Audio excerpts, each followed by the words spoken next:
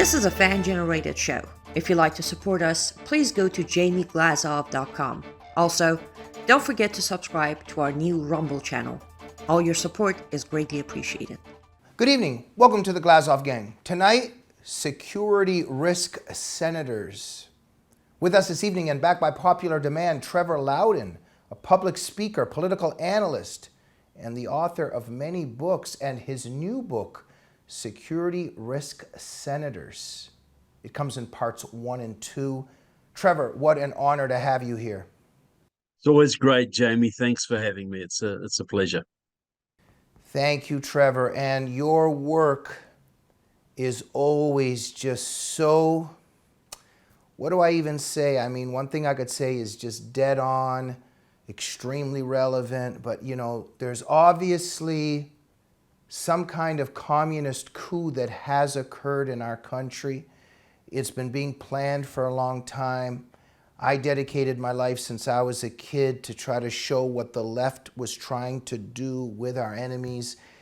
And they're really succeeding at it. And you are always documenting this, always exposing it.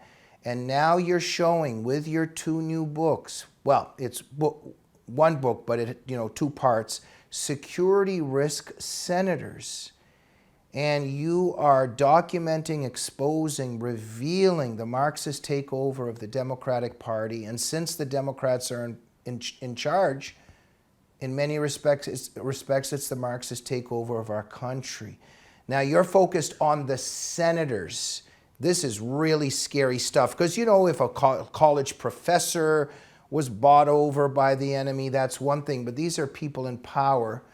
I've talked enough. Give us an introduction of this new 2-part series you have. Well, thanks very much, Jamie. Well, put it this way. If you were Xi Jinping and you wanted to take down the United States, which he does, would you want to risk a multi-billion-dollar trade war, which would wreck your own economy? Would you want to risk a multi-trillion-dollar shooting war before you were quite ready? Or would you rather spend a couple of $1 billion buying American senators to destroy your enemy for you? What do you think would be the better investment? Because nobody's going to stop you. The CIA is not going to do it. The FBI is not going to do it. There's no security background checks in Congress or the Senate. So what is to stop you? And we're seeing this now in spades. These people are the reason we're going to have a new nuclear deal with Iran. They're the reason our borders are wide open. They're the reason our military is being gutted before our eyes. They're the reason our kids are indoctrinated in schools. They are employing bona fide Muslim Brotherhood members on their staffs. They are destroying our alliances around the world, encouraging our enemies.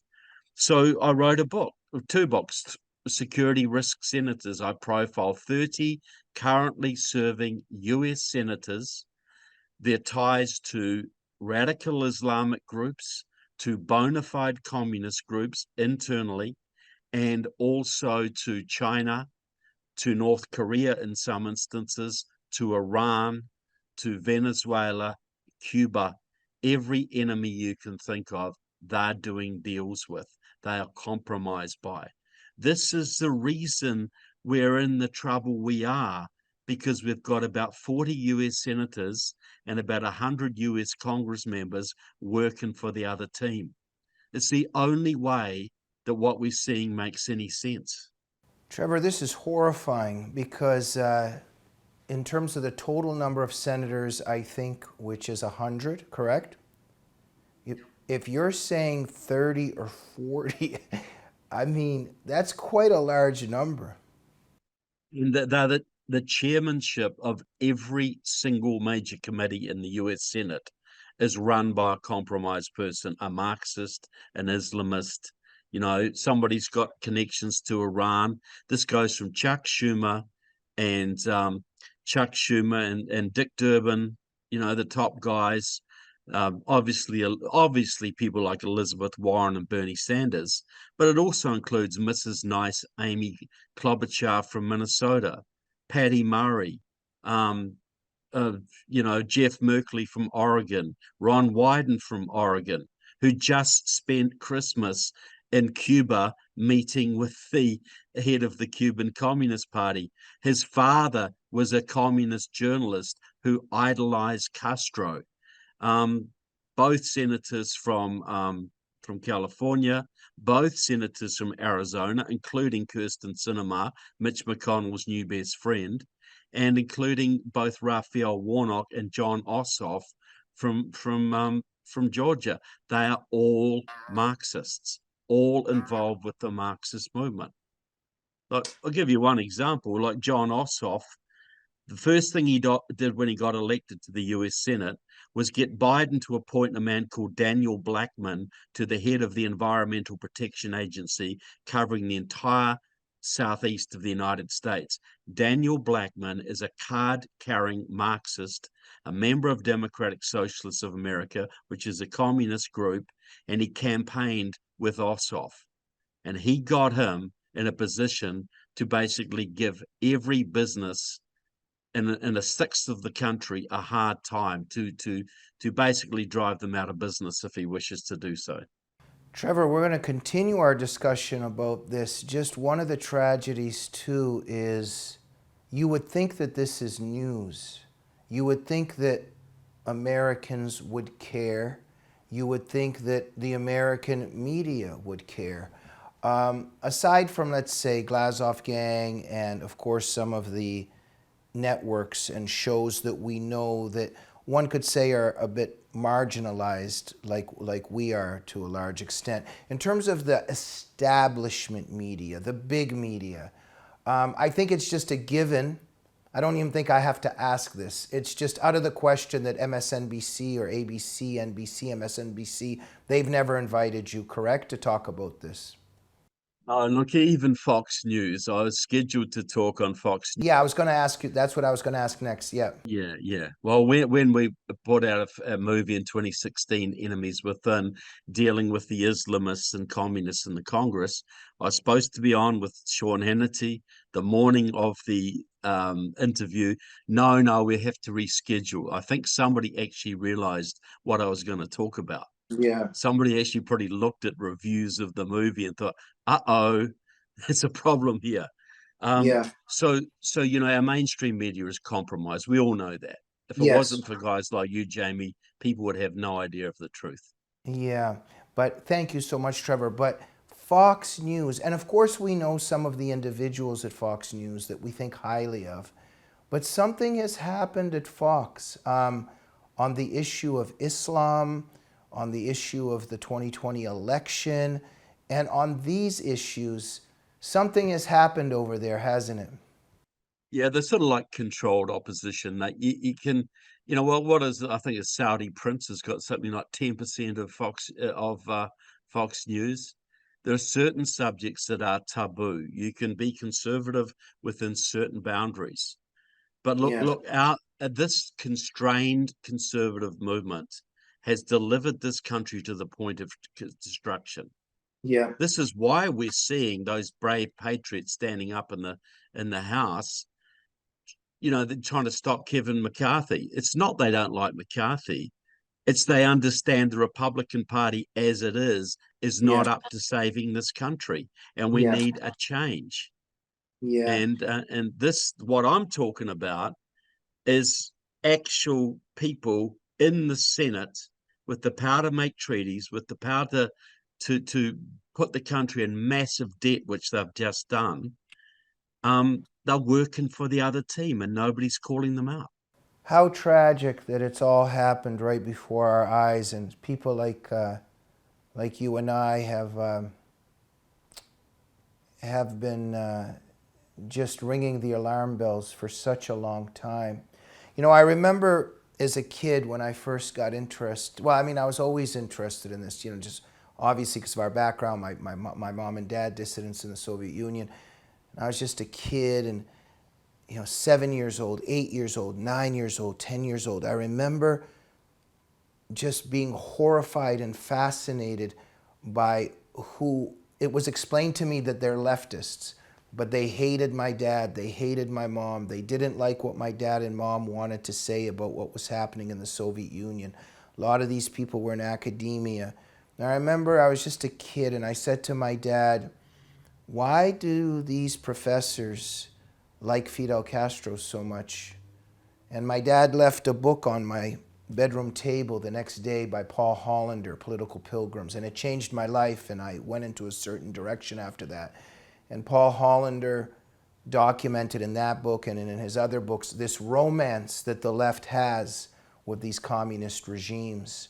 And you and I are dedicated to this. And I remember in this one part of the Political Pilgrims, one of the political pilgrims years later said to one of the communist hosts when they visited, many years later, he said, "You deceived us." And the communist host said to him, "You wanted to be deceived." And I just want to build that just context for as we go forward, because we think of these demons, these totalitarian demons, are external enemies. The Mao Zedongs, the Stalins, today the Putins and the Xis, and all of this going on. But it's very interesting that we have people just dying to worship them, dying to worship them, dying to be deceived. Look at the people all around us, Trevor. The people lining up for the first booster, the second booster, the other booster, now the next booster. Even if the booster kills them, they're willing to do it for the idea. This is the same thing that happened with the believers in the Khmer Rouge and in Stalinist Russia. They're ready to sacrifice their own lives for this political faith.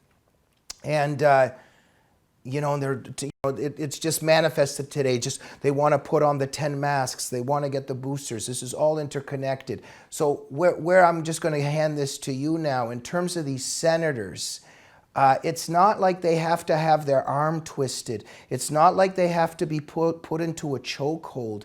This is in their heart. This is in their temperament. They hate America. They hate freedom. They hate liberty. They want to see the destruction of this society, and they are lusting and yearning to aid and abet the people who want to destroy us. That's exactly right. And see, I got into the study of communism because I thought, how can intelligent people labor their whole lives to bring about a system that is going to kill their own children, going to destroy their own futures? But they do it because they are so horrified at the idea of personal responsibility. They're so horrified that they have to stand on their own beliefs. They just yearn for this collective system. They're so bitter and twisted and hating of their own country. They just want power and revenge. Like Dianne Feinstein, senator from 1955, she brought 7 Soviet journalists to Stanford University. One of them a top member of the CPSU, one of the top communist propagandists of the time, and took them for a tour around Stanford. She worked with the Communist Party all through the 60s. Then she turned her attention to China. She made friends with top Chinese leaders. She got China into the World Trade Organization, which turned China from a fourth-rate power into a first-rate power. She had a Chinese spy working in her office for 20 years. And when he was discovered, while she was serving as chairman of the Intelligence Committee in the Senate, and when she was discovered, she says, he was my driver. He was her office manager. He was getting Defense Department documents across his desk. But nobody held her to account. But Trevor, not one person called her out for this.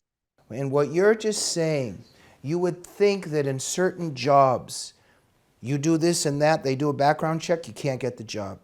You're applying to live in a certain building, they look, now you can't live in our building. And you are strongly pointing out U.S. senators don't need background checks. But if our country was run on any kind of logic that the enemies of the United States and the ideologies that want to destroy the United States, this matters. So if you're going to be a U.S. senator and you're going to be a powerful legislator and you're going to be a ripe target by foreign intelligence services, by hostile ones, you would think that, like what you just mentioned, that should actually make somebody just not eligible to be a senator. That's right. See, the logic say, well, the people choose, so therefore we can't vet them. It's the people's decision. But you can vet them if they want to be on a committee. You can't vet people, say you cannot stand for Congress, you cannot stand for Senate, but you want to be on the Intelligence Committee. You want to be on the Homeland Security Committee. Darn right, you can be vetted.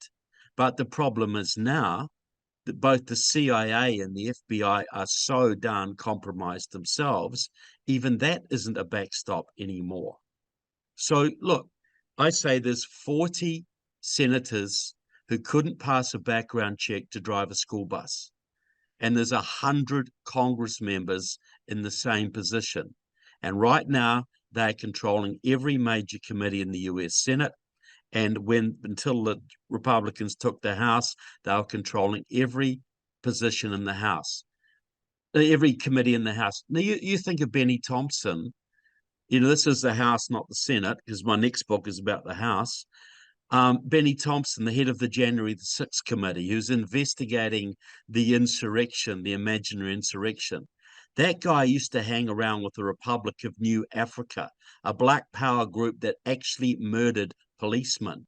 He was involved with the Communist Workers' Party, the Communist Party USA, and Democratic Socialists of America. He went to Cuba in 2000 and did a deal with Fidel Castro to give free medical scholarships to over 150 young American Marxists, many of them the sons and daughters of Communist Party members. Now they're all over the country spreading revolution. Benny Thompson should be being investigated by Homeland Security, not chairing the committee. This is the kind of penetration that's going on. Well, they're too busy picking on Donald Trump. Well, Trevor, this tells you one man who actually stands up against China, stands up against our enemies, and they go after him. yeah, Why? Because many of them are working for our enemies. yeah. Trevor, the spotlight you put on some of these individuals. So Raphael Warnock, he's a reverend, by the way. I find this fascinating. What kind of a reverend says the kind of things that he has said about Castro, etc., etc. But just tell us a little bit about this Warnock character. I remember one time just watching a clip, and he was saying, the Castro, this is complicated. Like, I mean, if you read about the Gulag Archipelago in Castro's Cuba, just pick up Armando Valadares' memoir, Against All Hope. I mean, it's just, for somebody to say something that's complicated, it's like saying that Nazi Germany was complicated, Stalinism is complicated, Mao Zedong, Khmer Rouge are complicated. This is just an atrocity when he speaks like that. And this guy's a senator. Tell us a little bit about him. Well, okay. As a young pastor, when he was training at the Abyssinian Baptist Church in Harlem, which is basically a socialist church. And the head pastor was a guy called Calvin Butts, who just died. Now, when Calvin Butts was a young Marxist radical, which he was in Atlanta in 1968, the night that Martin Luther King died, he and his friends got all their Molotov cocktails that they had ready and went out and burned down a church and several businesses in Atlanta and Wow. assaulted white motorists in their cars. That's his mentor. This is the man who brought Fidel Castro to his church while Warnock was a youth pastor. I've got a picture of Warnock with Ossie Davis, the famous Marxist film actor, and some people from the church. And Warnock says, "These are my church comrades." What Christian calls his fellow parishioners comrades that you know of? His other mentor was a man called oh, what's his name? The head, the guy, James Cone, the guy that started Black Liberation Theology, Mm, the man who wrote the book, The Black Church and Marxism. What do they have to say to each other? The man who went to Cuba in 1984 with Calvin Butts and Jesse Jackson and Jeremiah Wright, goddamn KKK America, Obama's pastor, for meetings with Fidel Castro and Soviet and Cuban church agencies. Butts, Warnock came back to Atlanta, basically worked with Maoists, with Democratic Socialists of America. He hooked up with Stacey Abrams and the former head of New York Acorn to set up his New Georgia project, which went out there and basically did massive shenanigans and voting all over the state. He has mm, worked with Marxists, bona fide communist Marxists, people like Aubrey Hendricks and others, his entire political career. He mm. is a Marxist, no question. Yeah, and they don't really hide this, do they? But wait a second.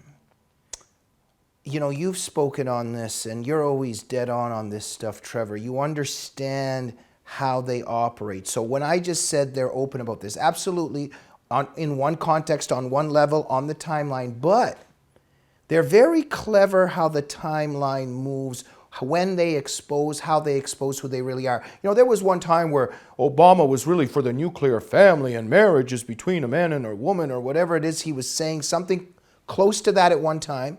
Then all of a sudden, years later, it's something very different.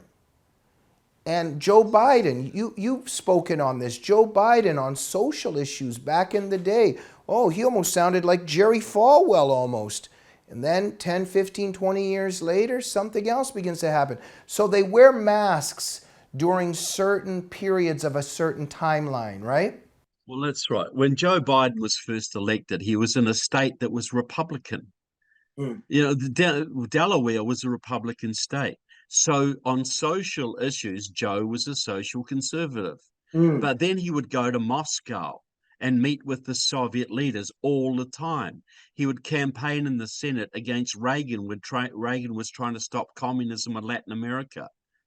Look at their foreign policy. People that their domestic policy changes according to the climate and according to which electorate they are mm, serving. You know, mm, the woman, the senator from Gillibrand, Kirsten Gillibrand, was regarded as a conservative when she represented a congressional district in upstate New York, of a conservative area. Then she became a senator and a complete raving socialist. She didn't change. Her district where she represented changed. It gave her the freedom to be who she really was. So mm. Obama, to get elected, had to talk about his Christianity and had to appear a moderate. But when he got elected, and now that he's out of power and it doesn't matter, he is showing to be the communist that he always was. Yeah. What's also fascinating, Trevor? What they do, and look at the Absolutely. context. Absolutely, Trevor. What always kind of fascinated me, it just with Obama, it's just, what does it matter if he's a Muslim or not? What does it matter if he's a Muslim or not? Well, we're not saying it even really matters. We just want to know. I mean, if you ask somebody, like my dad, for instance, if you asked my dad, tell us about your spiritual journey, he would have been very honest, raised in the atheist Soviet Union. He went on a spiritual journey. He found Jesus Christ. And then, he tells his story. There's people who you can just ask and they would gladly tell you their spiritual, intellectual journey, etc. So we know that Obama in his youth and in his childhood was Muslim. I mean, Daniel Pipes has documented all this. And so we're not even making any accusations. We would just like to ask, okay, so you were Muslim in your... I'm just wondering, has anybody ever asked him this, like on the spot? You were Muslim in your youth, then later on you're somehow a Christian. When was the conversion moment? We're just curious. Just tell us about it. And because if there was a conversion, then he's an apostate. And we know what all that means. It's just, Trevor, it's fascinating that Obama has never been asked about this and has never spoken on this. No, well, that's right, because there is no real conversion story there. So you look at someone like David Horowitz, who you know well. There's a conversion story. He Mm, started out as a Marxist. He's now a conservative, and he can tell you the incidents that led to that change, and his behavior changed, and he started to attack the people he used to hang around with. There's a very clear point of conversion. mm, Well, Tulsi Gabbard doesn't have that conversion point, and neither mm, does Kirsten Sinema. Both mm, of them are playing a game with us. If mm, you don't see that, I'll accept people coming from the left if they can tell me why they changed. And I've talked to many people who can tell you. But you don't get that out of Obama, and you sure don't mm, get that out of some of these other people either. mm, mm. So people play a game. People play a role to get an advantage. And if you're a trained Marxist, you can talk as conservative as anyone else. You can talk like Jerry Falwell if you want to, because Yeah, you are trained to follow the arguments of the other side. We yeah. aren't trained to follow Marxist arguments, but they are trained to follow ours. That's how they can manipulate us. Absolutely, absolutely. And I'm always fascinated just by that reality when people say I'm not interested in Islam. But the answer is Islam is very interested in you. And when people say, "Oh, I'm not very interested in politics," well, there's a lot of people who are interested in politics that are very interested in you. We're going to take a quick break with our sponsors. Hello, I'm Mike Lindell. Years ago, when I invented My Pillow, I was faced with every adversity you could think of. No retailers wanted to sell My Pillow. That's come full circle.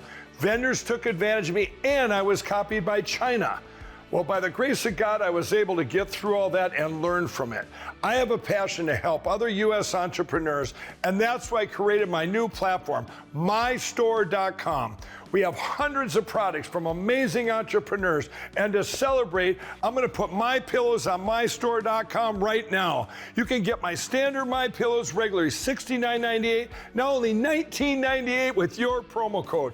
Or you can get my standard queen size, regular $79.98, now only $29.98. Or you can get my premium king size, regularly $89.98, now only $34.98. So go to mystore.com and use that promo code on your screen to get huge discounts on all My Store products. Thank you and God bless. And we are back with the one and only Trevor Loudon discussing security risk senators. Trevor, you have documented 30, and we're sure there are probably more, security risk senators.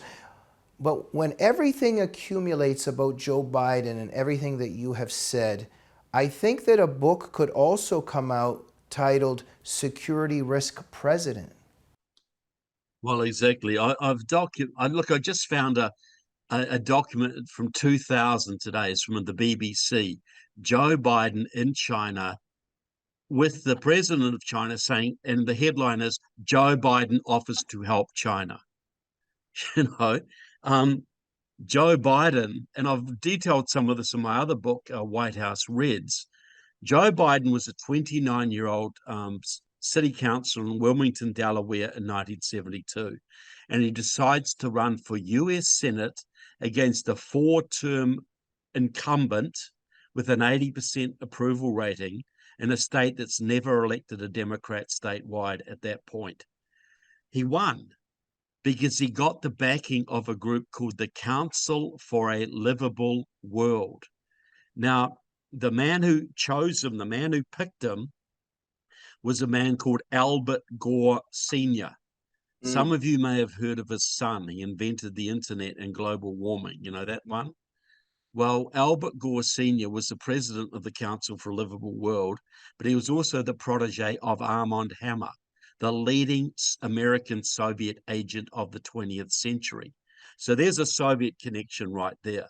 Now, Council for a Livable World was set up by a man called Leo Szilard, a former Hungarian communist who got a job working in the Manhattan Project, making the atomic bomb, and was identified by a former KGB officer as a fully recruited Soviet agent. Now, Leo Szilard set up the Council for a Livable World to recruit senators who would work to destroy the United States military. And they have elected over 250 of them now, including 40 of the currently serving Democratic senators, to work to destroy the US military. Biden has done more to destroy the military than anyone you could think of, and he's still doing it. While Russia and China are building up, he wants to cut our nukes and cut our Navy. You know, that's his job. He's driving all his officers out of the military with his vaccine mandates and his political correctness. You know, so this is his job. Biden has been working in the interest of the Soviet Union and Russia since 1972. He's worked in the interest of Iran and the interest of China, our three major opponents on the planet. He is in all of their pockets. So it's not surprising he wants a new nuclear deal with Iran. Yeah, well, Trevor, I think we just need to be focused on January 6th. Let's not worry about this stuff. And all these guys took selfies in the Capitol building, you know, who were led like lambs to the slaughter by a bunch of Judas goats. Yeah, look, the country is, we are in a communist revolution. And the goal of the communists in power is to divert our attention away from that and focus it on anything they can to denigrate their opposition. This is Czechoslovakia in 1948, playing out all over again. When the communists got into a coalition government, they took over the security services and the IRS and all that and went after their enemies. And 3 years they had a communist state. Absolutely, Trevor. We just look back at history and how they do it, how the Bolsheviks do it, and it's just playing all over again. It's just happening in the United States now. And even brilliant writers like Fyodor Dostoevsky, you know, he made so many prophecies in his masterpiece literary works. And, you know, he even wrote about how, you know, these socialists and these revolutionary devils, one of their priorities would be the devils that he wrote. That's the mind of the revolutionary. Yes, and in there is the agenda to make everybody very promiscuous, a lot of promiscuity, because in all of that promiscuity, then they could install a totalitarianism. I mean, Dostoevsky was just brilliant how he saw this coming. And today, he'd been a revolutionary, sort of a revolutionary. He'd gone to Siberia. He repented. He had a conversion. He understood the revolutionary mind and the sickness of it. And he wrote so brilliantly about it. Yeah, absolutely, Trevor. And today when we look, you know, we know that the KGB plotted to destroy the moral fabric of the United States and all the plans that it had in terms of all of that, promiscuity, getting people away from the church, destroying the nuclear family, all that. And we look around today, I mean, I just turn on any movie, any TV series, within a minute and a half, it's trans, LGBT, mocking men, mocking women, and in terms of any woman that would even slightly want to be feminine or have any kind of, God forbid, gender role that's even slightly traditional. But we see this trans LGBT agenda. And now we're living in a world where if a 5-year-old boy says to his dad, I feel like Susie, I want to be a girl, if the parents even try to stop that or frown on it, they could get into a lot of trouble, including legal trouble, including going to jail. Now, why I'm bringing this up is when you have that going on in our country, you have this, for me, there's a spiritual war going on too in terms of what I'm seeing. And so we see this war against our Creator. We see everything that God loves and wants turned on its head. But in terms of this moral degradation, in terms of all of this trans agenda and war on the nuclear family, it's very much interconnected, Trevor, right? In terms of, I just don't see how our country can remain strong, even in the ways that you're saying, when this is also happening on the moral and social realms. Well, that's right. But you think, who is the man who founded the gay rights movement? That was Harry Hay from the Communist Party back in the 40s, the Mattachine Society. I can put you to look at the leadership of virtually every major gay organization in this country, and I could show you the Communist Party members or the Maoists or the Trotskyists running them. The LGBTQ agenda is a Marxist war on our culture, on our families. You see, this is the point I make. People look at the open border, they look at the destruction of the military, they look at the LGBTQ agenda, they look at the destruction of the middle class, they look at all these left-wing DAs around there letting people out of jail all the time. What they don't understand, that all of these are revolutionary programs and they are all integrated. There is a war against America, the American middle class, the American churches, and we are coming to the stage where that war is going to be terminal, where we will have a revolution and our lives will never be the same. And our leaders are abetting it. Our senators and congressmen, many of them are abetting this. And it's happening just like this.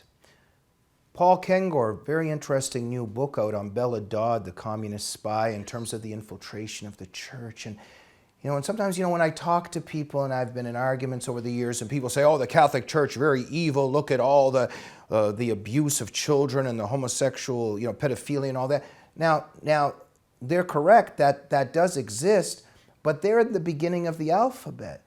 So, and I say to them, have you ever considered that maybe there's an agenda to discredit the church by putting bad people into it? That maybe it's not the theological foundations of the Catholic Church. Maybe it's the devil attacking God's church. And so Bella Dodd talked about infiltrating. She was part of this. Thousands of communists into the seminaries. So we got to think, if these demons want to put bad people into the church and then the people who abuse children, this is all choreographed and engineered by our enemies. 100%. Well, the Catholic Church thought we're safe from penetration because the only way you can get power in the Catholic Church is to be a priest, then a bishop, a cardinal, whatever. And you have to take a lifelong vow of celibacy. And they thought, well, no young man is going to take a lifelong vow of celibacy. No young communist is going to take a lifelong vow of celibacy to penetrate our church. But if that young man is homosexual, he's fine with that because he knows he's going to have all the fun he wants with the other guys in the seminaries. So and also abusing the young boys. Yeah, that's right. They corrupt them. It's like a cancer. They get a few in there, they corrupt them, and they spread that corruption. Yeah. That's why the big push now to legalize pedophilia. They got to get our kids. And you think things are bad now. What's it going to be like when you cannot legally keep a pedophile away from your child because pedophilia is legalized, and that would be and you'd be a pedophilophobe, whatever. So you're right. The church, the Catholic Church, was a mainstay against communism, was very strong. So you get inside it with communists and homosexuals, you discredit it, you bring it down, you destroy the faith of millions of Catholics, and then you install a communist pope, which they have now in Pope Francis. This pope is a bad guy. Absolutely. And I've got a lot of Catholic friends who fully understand that. Absolutely. It's not a criticism of the church. I'm Catholic, and I see that this is a kind of anti-pope, some kind of false prophet paving the way for the Antichrist, but this is for another show. Trevor, another very strange, confusing issue now. It appears that a lot of conservatives have gone over to just hating Zelensky. I think that the topic of Putin and Ukraine, it has to begin with the fact that we are dealing with the evil empire. What the Soviet regime has done is it's a mass murdering Nazi, fascist, communist, Stalinist regime, okay? So it's massacred its own people, it's massacred other people all over the world, its own, etc. Just all over the world. Mass murdering regime. It has been imperialist and terrorized Ukraine. The Harvest of Sorrow by Robert Conquest. Just suggest for all of our viewers, just even to begin with that book, just what suffering the Soviet regime put Ukraine through. We have to begin with that context. So now Putin, who is KGB, this is the Soviet regime just under a different mask or whatever. And it's awful what they're doing to the Ukrainian people. Our hearts have to be with the Ukrainian people. We need to support the Ukrainian people. Now, having said that, yes, there is this other side of who is Zelensky. He's in the hands of the World Economic Forum. He's in the hands of Schwab. And yes, I understand it gets complicated. Then there's this whole business of whether Biden really wants Zelensky to win. Where's all this aid going? Does Biden really want to defeat Putin? Some of this money that's gone to Ukraine now apparently has gone back into the Democratic Party. It's complicated. But what is this whole thing that's happened to conservatives who have lost their mind and heart to defend the people against Soviet terror? Well, the Soviets were the greatest practitioners of mass propaganda the world has ever seen. They're even better than the Nazis. And the KGB, which ran Russia during communist times, still runs Russia today. And about 25 years ago, they made a very concerted play for the American and European right. And it was all about Putin as a Christian. He's going to save us from the gays and George Soros. And it's just to justify basically what he's doing now. And you got millions of people thinking, wow, at last we have a friend. We got communist China. We've got this massive social degradation that's gone on. At least Putin's on our side. He's a Christian guy. He's going to help us. But Putin just authorized the Soviet Red Star to be put back on Russian uniforms. Putin, here's the thing. Putin was going to the World Economic Forum 25 years ago. He's Klaus Schwab's key pupil. Schwab has a bust of Lenin in his office. This year, there was a big youth conference in China organized by the Chinese Communist Youth to implement the Agenda 2030 of the United Nations. There was a preliminary conference to organize this. This was attended by both Xi and Putin. When the conference was held, it was young communists from all over the world. It was all communists from Russia, from China, from Britain, from Zambia, from Singapore, and the keynote speaker was Klaus Schwab. Klaus Schwab, Putin, and Xi are all on the same page. And unfortunately, so is Biden. Biden basically gave the green light for Putin to march into Ukraine. He's giving Zelensky enough to keep fighting, but not enough to win. And he's got this virtue signaling on us Democrats. We stand for freedom in Ukraine. And look at these Republicans, because a lot of Republicans are questioning the money. They're questioning the corruption, as they should. But they should also realize that if Ukraine falls, Europe comes next, then us. This is the rebirth of the Soviet Union we are seeing. And the only reason Taiwan hasn't been attacked, the only reason that Iran is still in its box right now, the only reason we are still seeing a little bit of stability in the world is the bravery of the Ukrainian people standing up against Putin. They surprised and shocked him. And we should be cheering them on. Doesn't mean we should be supporting Biden's corrupt policies, but it means we shouldn't be, it means we should be morally and spiritually standing by those people. Yeah, and Trevor, you're so right. There's something there where Biden, his administration wants to keep that war going. They give enough just to let Ukraine defend itself, but not to win. There's something very evil going on there. Also depleting our reserves. right? Yeah, So when Russia and China attack us, what are we going to fight with? Now, right. here's an argument I make. The biggest thing that Biden could have done to stop the war would have been to say to Putin, you go to war, we're going to drill every ounce of oil we can on our land and drop the world price and make you bankrupt. Are you ready for that? But no, he didn't do that. He put a woman called Deb Haaland as Secretary of the Interior, a woman who was backed by Judith LeBlanc of the Communist Party USA, which supports both Putin's Russia and Communist China.